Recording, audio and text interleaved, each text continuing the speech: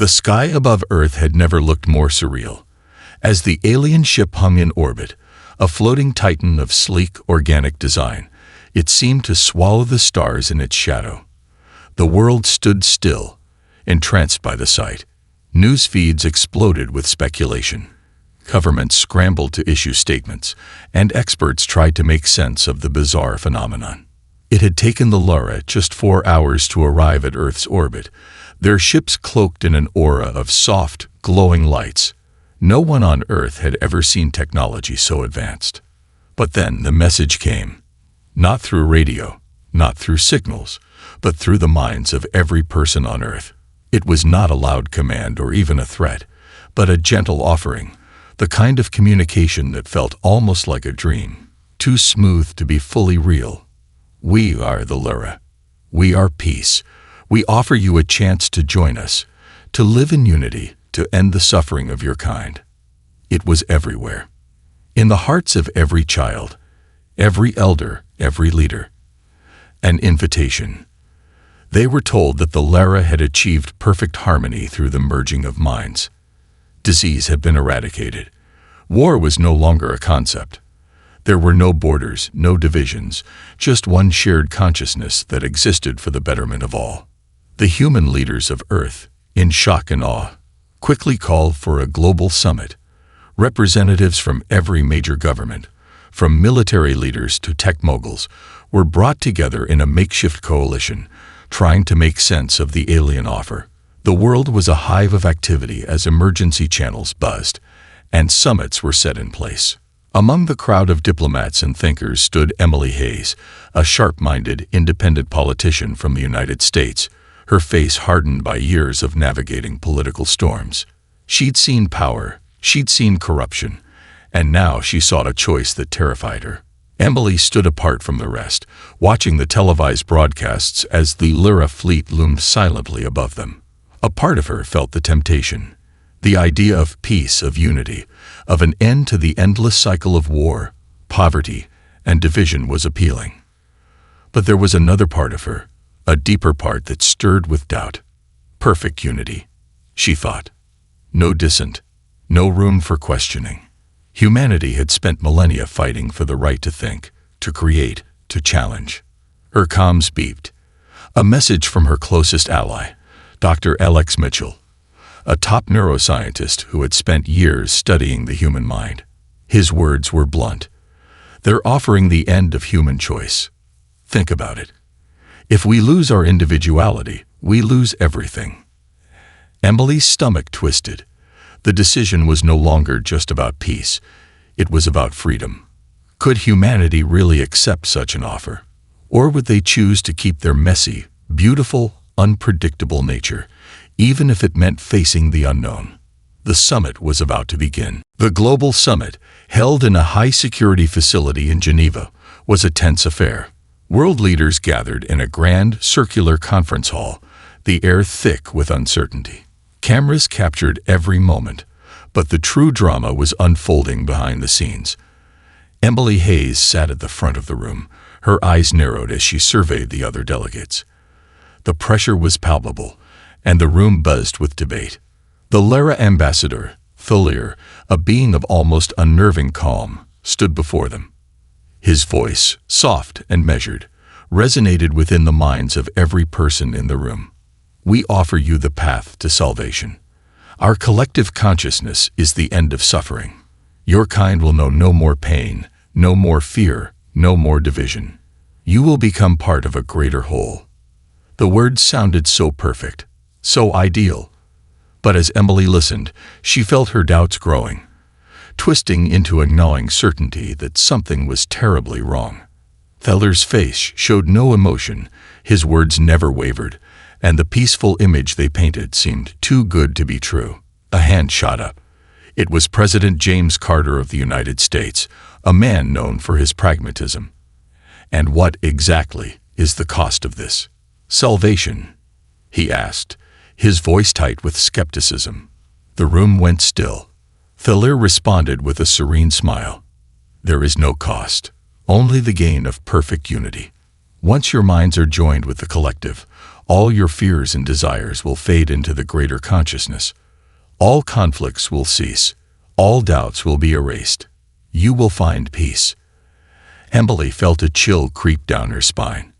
Erased. On the other side of the room, a different voice rose. Dr. Daniel Westbrook, an influential scientist known for his research on artificial intelligence, now standing as a strong advocate for joining the Lyra. Think of the possibilities. No more disease. No more hunger.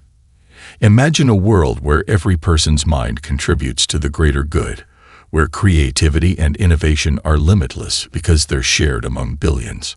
Our problems will vanish. The words sounded convincing, seductive even. The delegates shifted in their seats, murmuring in agreement. Emily's heart raced. She could already see where this was going. They think they can just erase everything that makes us who we are. At the far end of the room, another figure stood, General Robert Hayward, the commander of the United States military. His eyes were hard, his tone firm. And what happens if we refuse? What happens if we reject your offer? Will we be treated as enemies? His voice was like gravel, but it echoed with the tension mounting in the room. Thulir's expression remained unchanged. We have no desire for conflict.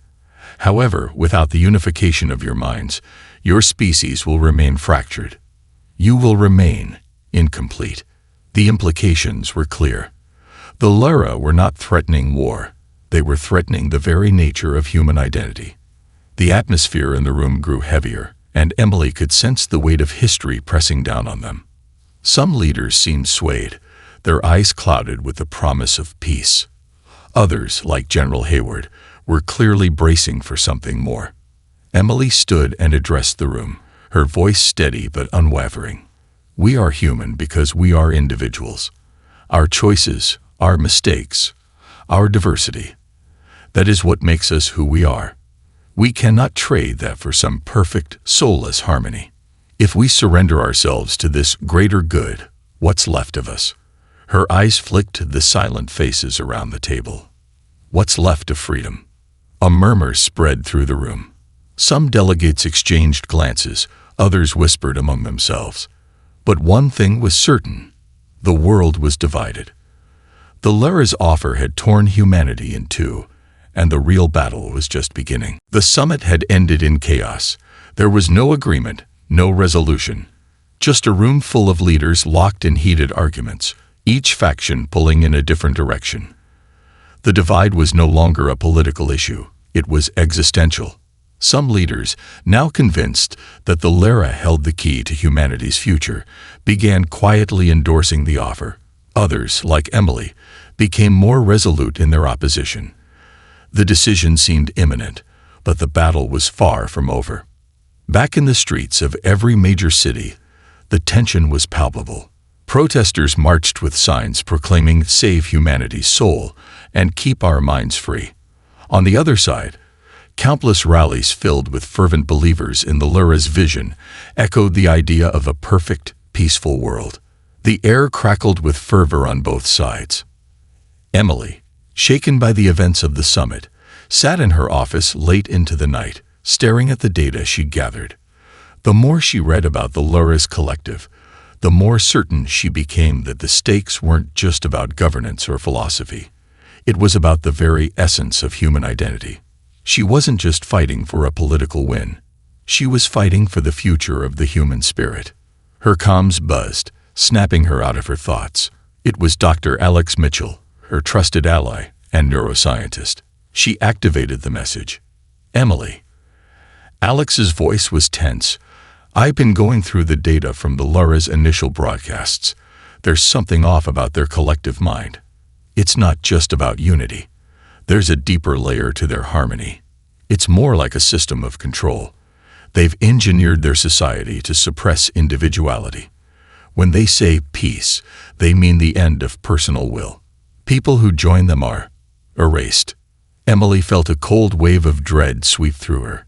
The idea of a collective was one thing, but this was something different.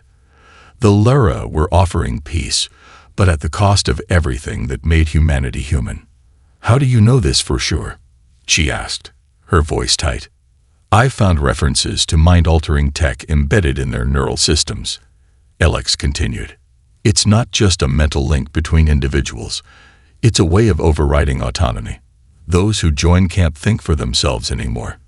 Their emotions, their desires, their very sense of self are absorbed into the collective. It's all one. And once you're in, there's no going back. They'll strip us of what makes us us." Emily's heart pounded in her chest. This wasn't an offer of peace. It was an offer of annihilation. Humanity would lose itself, be absorbed into the greater whole. The thought of it sickened her. Yet she knew what this meant for her next move. "Alex, we need to stop them. I don't know how, but we will." Before she could process it, another message came through. This time, it was from the U.S. President Carter. A meeting was scheduled with a group of Lyra representatives. He had already made up his mind. The decision had been made to move forward with the alliance. There was no time left. Emily slammed her fist on the desk. They're going to hand over humanity's future without a fight. A cold, steely resolve settled over her. She wasn't about to let this happen, not on her watch. The fight for humanity's soul had just begun. The weight of the decision hit Emily harder than anything she'd faced before. The Lyra were not just offering peace, they were offering control, the destruction of everything humanity had fought for. And now, with President Carter and other key leaders already leaning toward submission, the stakes had never been higher. Emily's team had to act quickly before the world slid into the Lyra's grasp. With Dr. Alex Mitchell's research confirming the horrors hidden behind the Lyra's collective consciousness, Emily knew what had to be done. She rallied her most trusted allies, scientists, former military operatives, and tech experts who had been quietly resisting the Lyra's influence. The group, calling themselves the Last Free, had no official backing, no military resources, but they shared a single mission: to expose the Lyra's true intentions and give humanity a chance to reject their offer before it was too late. Their target: a secret Lyra facility on the moon, a research and communications outpost that was believed to be the epicenter of their mind-link technology. If they could infiltrate and retrieve the data stored there, they could expose the full extent of the Lyra's manipulation. It was a suicide mission, but it was the only chance they had. Emily stood before her team in a dimly lit warehouse in the Nevada desert, her face hard with determination. "We get in, extract everything we can, and get out. No mistakes. If we fail, humanity fails. If we succeed, if we get the truth out, then we have a chance to stop this." Alex, leaning over a holographic map of the facility, looked up at her. "We'll need more than just information. We need to disrupt their systems, disable their ability to communicate with the rest of their fleet. If we don't, they'll know we're coming." "It'll be a one-way trip," Emily replied, her voice steady. "But we have no choice." The mission was set.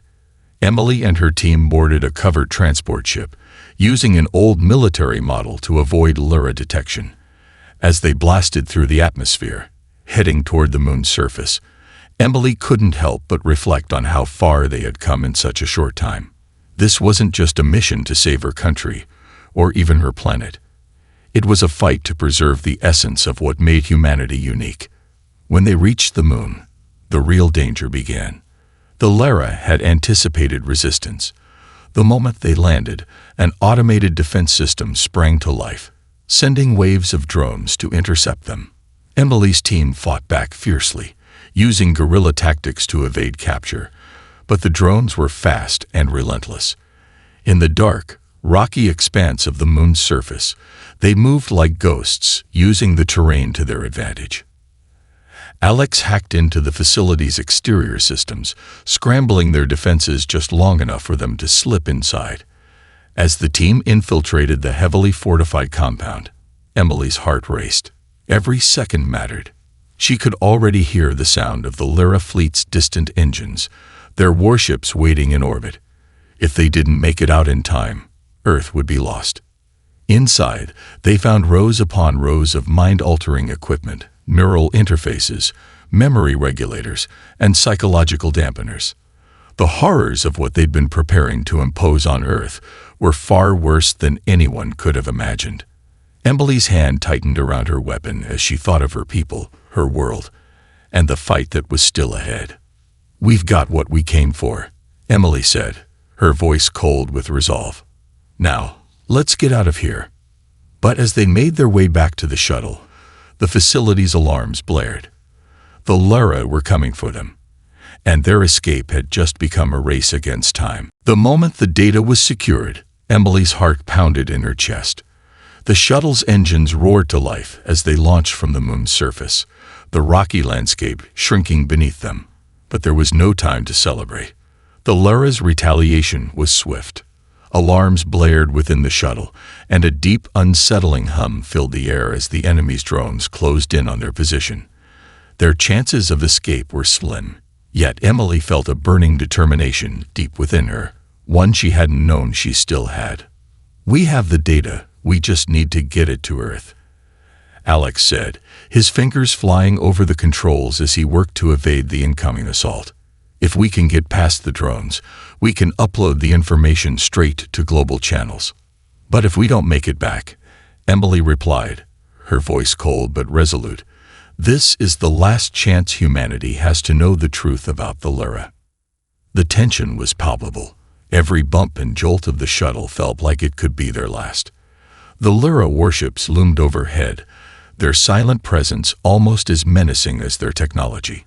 Emily glanced back at the crew, veterans of the Resistance, scientists, engineers, people who had risked everything. Their eyes were locked in a shared understanding.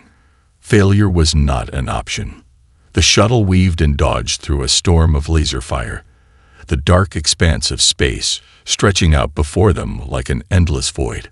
Finally, with a deep exhale, they broke through the atmosphere and entered the safety of Earth's orbit. But just as they began to descend, an explosion shook the shuttle. An electromagnetic pulse hit, knocking out most of their systems. "We're not out yet," Alex yelled. "We need to get to the backup systems before we crash." But even as the shuttle descended through the atmosphere, Emily's mind was elsewhere, on the data, on the revelation that could shatter everything. They had seen it, the truth that lay hidden within the Lyra's carefully crafted utopia. The collective consciousness was not the paradise they had claimed. It was a prison. The files Alex had decrypted revealed the horrifying mechanism behind the Lyra's perfect peace. At first, the data had seemed like promises, utopian ideals that could fix everything wrong with humanity. But as they dug deeper, they found the chilling truth. The Lyra had perfected not just unity but control. They had engineered their entire society to eliminate the concept of individuality, to absorb every thought, every emotion, every desire into a collective mind. Those who joined were not merely unified with others. They were erased, swallowed up by the greater consciousness. It was a subtle, insidious process, one that left no trace of the individual behind. "What they're offering isn't peace," Emily muttered under her breath as the truth sank in. "It's obliteration." The shuttle skidded through the clouds, nearly crashing into the ground before Alex regained control. They made a rough landing in a remote part of the United States, and despite the chaos of their escape, Emily's thoughts remained on the data. Once they were safe, Emily addressed the team.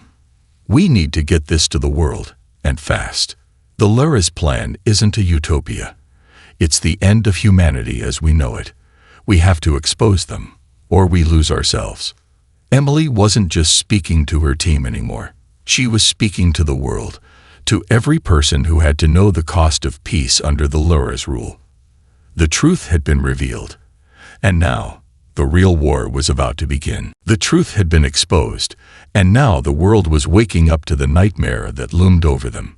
The data Emily's team had extracted from the Lyra facility had been uploaded to every major network, every news outlet, and even into underground channels, where the voices of the resistance had long been silenced. It was all there, every detail of the Lyra's plan to absorb humanity into their collective consciousness, erasing the individual for the sake of a perfect, controlled peace. The response was swift. explosive, and devastating. At first, the leaders who had leaned toward submission, President Carter, European Union officials, the Chinese premier, tried to spin the revelation, claiming it was misinformation, a misunderstanding. But the data was irrefutable. Global communications became a battlefield as debates raged across every nation. In New York, tens of thousands of people flooded the streets in protest, their anger and fear channeled into violent clashes with law enforcement. They weren't just fighting for their homes. They were fighting for the very idea of what it meant to be human. In London and Berlin, smaller but equally fierce protests erupted, with some groups calling for a full military response to the Lyris fleet. Humanity was united, but it was divided into two distinct factions: those who saw the Lyris peace as the way forward, and those who refused to be erased. Emily watched it all unfold from a secure underground base in Nevada. Her team gathered around her. She could see the unease in the eyes of her allies, the realization that the fight had only just begun. The Lyra were not going to back down, and the longer humanity resisted, the more forceful their response would be. "We can't just hold back," Alex said, his face pale from exhaustion. "The Lyra won't stop until we're absorbed. They'll bring everything they have to bear. We need to strike fast, strike hard." Emily nodded grimly. "We've exposed their truth, but the Lyra will turn their tactics to discredit us. They'll use their mind-link tech to sway public opinion, maybe even manipulate world leaders. We can't let them control the narrative." They were now in a race against time. Emily knew that the more the world resisted, the more desperate the Lyra would become to complete their assimilation. Their minds were vast, calculating, able to predict and anticipate, and they would know that humanity's resolve was a threat to their vision of perfection. If they moved too slowly or were divided too much, Earth would fall into the Lyra's hands. The Lyra fleet still hovered over the planet, silent but ever-present. Emily knew that it wouldn't take long for them to decide on a course of action. The message they'd sent at the beginning of the invasion, that there was no war, only unification, was already a lie. And now, humanity was on the verge of war, a war not just for territory or resources, but for the freedom to be human. "We need allies," Emily said, her voice steely with determination. "We can't do this alone. We'll need the world's militaries. We'll need scientists, philosophers, every voice that still believes in individuality. If we don't stand together, we'll be swallowed whole." Across the world, the fight was brewing. But one thing was clear. This wasn't just about preventing an alien invasion. It was about reclaiming what it meant to be human, and making sure that humanity's greatest strength, its diversity and free will, would never be erased. The war for humanity's soul was no longer theoretical. It had become a palpable reality, and the world was frantically preparing for the inevitable conflict. In every major capital, governments and military forces scrambled to organize resistance, while factions aligned themselves either with the truth exposed by Emily and her team, or with the Lyra's offer of perfect peace. Emily, now recognized as the face of humanity's resistance, had become a symbol of defiance. She and her team moved quickly to coordinate with global leaders, urging them to unite and present a united front against the Lyra. The fight was no longer about politics, it was about survival. The Lyra, despite their earlier calm demeanor, were no longer pretending. They began deploying advanced weapons and drones to key locations on Earth. Their fleet in orbit grew larger, their presence more menacing. The peace they had promised had always been a facade, a lie built on the destruction of the individual. As their drones patrolled the skies, anyone who opposed them was labeled a threat. Anyone who resisted their offer became an enemy of peace. The global resistance began to take shape. Nations who had once been rivals now saw the bigger picture, realizing that this wasn't a war between countries. It was a war between humanity and the Lyra's vision of a collectivized, soul-crushing existence. Emily had received messages of support from leaders all over the world, some of whom had been hesitant at first, but were now on board. It wasn't just governments that stood with her, though. Ordinary people, from scientists and tech experts to soldiers and farmers, rallied to the cause. The Lara had underestimated humanity's resilience. One of Emily's most important meetings took place in the heart of Moscow, where she met with General Ivan Petrov, the head of the Russian military. The two had been in communication for weeks, but now they had to decide on their strategy. The Russian general had already mobilized a large portion of his forces and was prepared to join the fight. But Emily knew they had to act quickly before the Lara could expand their influence further. "Emily," General Petrov said, his voice low but determined, "our forces are ready, but we need to hit them where it hurts. We have satellites, encrypted systems the Lara haven't cracked yet. If we can take out their communications network, we can buy time." "I agree," Emily replied, her fingers tapping the table as she considered their options. "We can't let them consolidate their power. If we disrupt their ability to communicate and coordinate with their fleet, it'll weaken them. We need to expose their control systems, everything. Once the truth spreads globally, there will be no turning back." It was a dangerous move, but it was the only option. Time was running out. The Lara's warships, now positioned in Earth's atmosphere, were primed for the next stage of their plan, forceful assimilation. If the human resistance couldn't stop them now, the Lara would overwhelm the planet. Emily's mind raced, weighing the risks. It wasn't just the military that had to be prepared. They needed a way to shield themselves from the Lara's mind-altering technology. They had to create a resistance not just in the physical world, but in the mental one as well. "We're going to need more than weapons," Emily said, looking at her team. "We need to develop a way to protect ourselves from their neural link. A mental defense, something that can block their influence. This fight won't just be physical. It'll be psychological." Her team nodded, knowing that the real battle was about to begin. The Lara had underestimated humanity's ability to fight for freedom, but they were about to find out just how wrong they were. The storm was gathering, and the winds of resistance were stronger than ever. The future of the human race rested on this moment. The moment had arrived. Emily stood at the front of a coalition of military leaders, resistance fighters, and scientists in a hidden command center deep beneath the Earth's surface. The battle was no longer a matter of political discourse or abstract ideals. It was life or death, freedom or total annihilation. The Lara fleet, now fully mobilized and poised for their final push, hovered ominously in Earth's atmosphere, awaiting the signal to begin the mass assimilation of humanity. Emily knew this would be their last chance. In the wake of their earlier successes, disrupting Lara communications and uniting the fragmented global resistance, Emily and her team had developed a countermeasure, a mental shield designed to block the Lara's intrusive mind-link technology. It wasn't perfect, but it was humanity's best chance. If they could infiltrate the heart of the Lara's fleet and deploy the shield, they might just be able to hold their ground long enough for the world to wake up to the truth. "We have one shot at this," Emily said, her voice echoing through the war room. "If we fail, the Lara will have no reason to hold back. We'll either stop them, or we'll cease to exist as we know it." Alex Mitchell, who had worked tirelessly on the mental defense technology, adjusted his glasses and looked up.